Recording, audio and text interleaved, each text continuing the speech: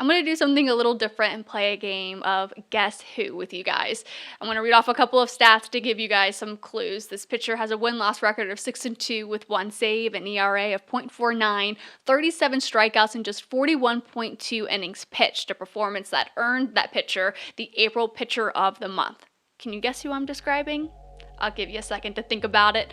I'm Paige Dower, and this is the Field Pass.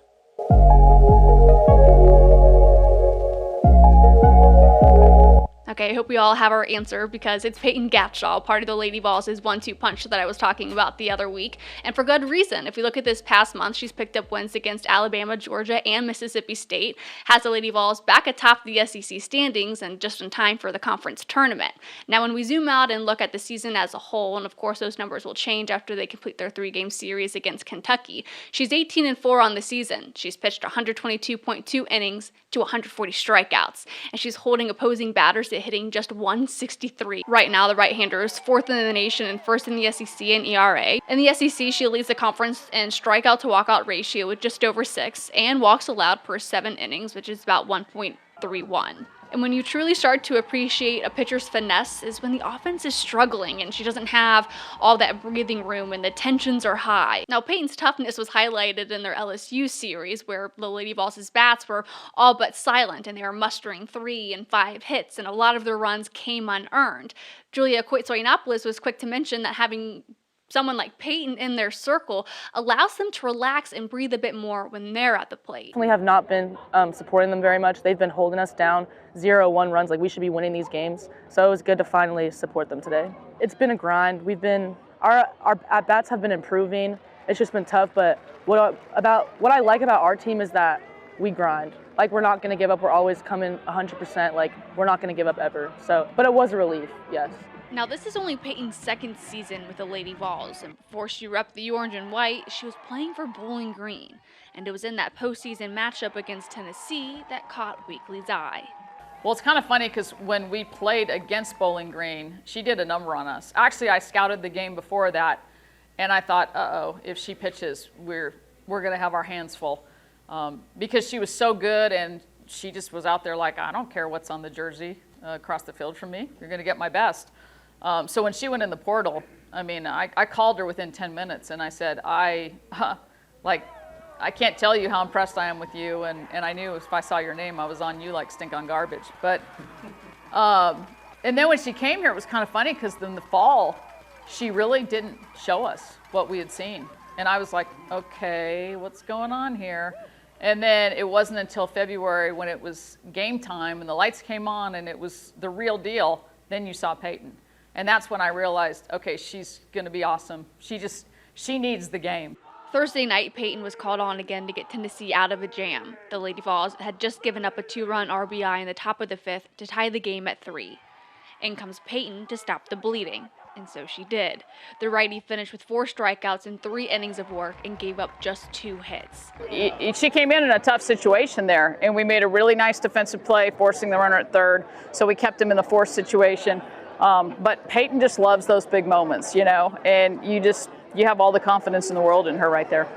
Payton gets better with pressure. Sometimes early in the game, if the game isn't giving her some pressure, you know, she'll kind of go into cruise control. And I think when she comes in a situation like that, the crowd goes crazy. They start playing her song, you know, the Row 3 Rowdies. I mean, everybody just goes nuts, and she feeds off of that. So she's just going to be better the bigger that moment is. In the circle, Payton is one of the most reliable pitchers in all of college softball. But what you can also rely on her on is to bring the energy. She brings it every single game, and it seemed to be on a different level Thursday night, whether you look at the dance-off she had with her coaches or getting the crowd involved in the game. It's an energy that she brings every game and every practice, and the team, they thrive on it. It's today, but it's every day, and it's also in practice, and it just fires everyone up, and it's so contagious. And I just think when she's on the mound and she brings that energy consistently, it's really contagious to the whole entire game, and you could see that in that 5th inning flip. So she's an especially good one to have in your circle this time of year, and especially considering the Lady Vols looking to complete history when they try to go back-to-back for the SEC regular season championship for the program's first time. Right now, they're in position to clinch a share of the regular season title if it wins 2 games against Kentucky, but then they'd share the title with A&M. However, if the Lady Vols sweep, they'll win the SEC championship outright. Now, right now, Texas A&M, they're 1 game behind, and they're getting ready to take on Florida, who's also positioning themselves for a share of the title. Now, the easiest way to avoid chaos to the title run is if the Lady Vols win Game 1 and 2 against Kentucky, and then Texas A&M loses its Game 1 Friday game against Florida. But it's never that simple, right? You look to a year ago where the Lady Vols could have won the regular season title a series earlier than they did, and ended up winning it at home, so there's some sweet victory in that. But being in this situation really forces them to lean into their motto of let go and to attack at the plate and to be aggressive on defense so that they can avoid chaos and they can take care of business, and instead of remembering what happened a year ago, they can relive it this weekend. We know that we control the destiny and it's in our own hands, so that's just what our goal is, and we just keep focusing on our process and not thinking about, oh, we have to win this game, Like, no, like if we do all of our process steps right, then we'll win. I guess I just look at it as getting to play another game with my best friends. It's dwindling down. I mean, we're going to be playing for a long time, but in the scheme of things, it's dwindling down. And so I'm just going to look at it as playing another game with my best friends and competing and playing the sport that we all love. So as the Lady Vols look to win the SEC regular season title outright, it'll happen in their last series of the season. That'll also be the last for a number of their seniors and super seniors on the team. Coach Karen Weekly says these moments, they never get easier. And how can they when you look at the type of players that make up the team? So one more thing I want you to know is that earlier this week, Tennessee presented the Torchbearer Award. Now the Torchbearer, it's the highest UT student honor. So graduating seniors are recognized for academic excellence and service to the university and society at large. Now center fielder Kiki Malloy took home the award a year ago, and this year it was Riley West. I got to be there and watch Riley West officially receive that Torchbearer Award, and I just got tears in my eyes because first of all, they come from terrific families. I mean, their parents, the people that raised them up have done such a good job of just building character in them. But for them to come in here and embrace the opportunities that are given to them, that's what makes me the happiest, because if there's one thing I'm adamant about, this is never going to just be about softball. I want them to have a complete college experience and be able to do anything they want. I think it just shows that this program, like, you can come in here and you can be a great athlete, but you can also be a great person, and it sets you up for your future.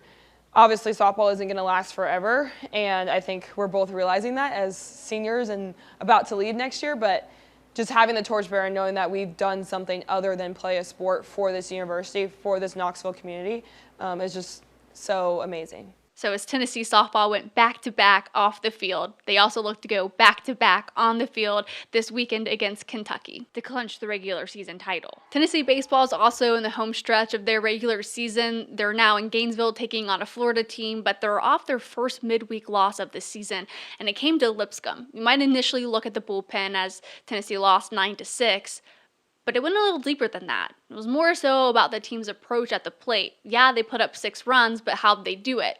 They didn't do it in a way that pleased Tony Vitello. Now, he said after the game that there wasn't one glaring thing that stands out to him after the game, but then he went on to say that the team needed to make adjustments 5 separate times in his, 10-minute post-game press conference. So where do those adjustments need to happen?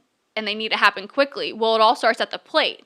You look at how the guys are approaching their at-bats. He says it all kind of looked the same. You go up there, you saw a guy strike out a certain way, and then you go and have that same approach and expect to have a hit? He says that's crazy. So what's important about going to these at-bats, maybe you get a hit, maybe you don't, but it all comes down to your approach. If you have a good approach at the plate and you don't get a hit, it still builds momentum within the offense, potentially gets into the pitcher's mind, builds into the next inning, and then hopefully you're able to string together a couple of hits and a few innings. So as Tennessee looks to close out the regular season, play a hungry Florida Gators team, it all has to come down to mindset and execution at the plate. It's pay attention. It's kind of like what I talked about. I don't have any answers on the offensive end that are real specific, but if a guy is consistently getting our guys out the same way, don't get out that way. To say go get a hit, these 3 guys didn't get a hit, go get a hit, that's so unreasonable, it's unbelievable. But to say make sure you have an approach that is an adjustment to what's going on that's negative, I think is very realistic. So, you know, as far as tonight's concerned, it should be a painful experience. The food shouldn't taste as good, you know, afterwards, and you know, it's not as enjoyable to talk to your family or friends out here, and not as fun, like I said, to pack and get all geeked up about the trip ahead. But you know, there's really just paying attention to what's going on. And again, thank you so much for watching and listening. Please like, follow, subscribe wherever you are watching. Full disclosure, it does a lot to support myself and Jimmy Himes.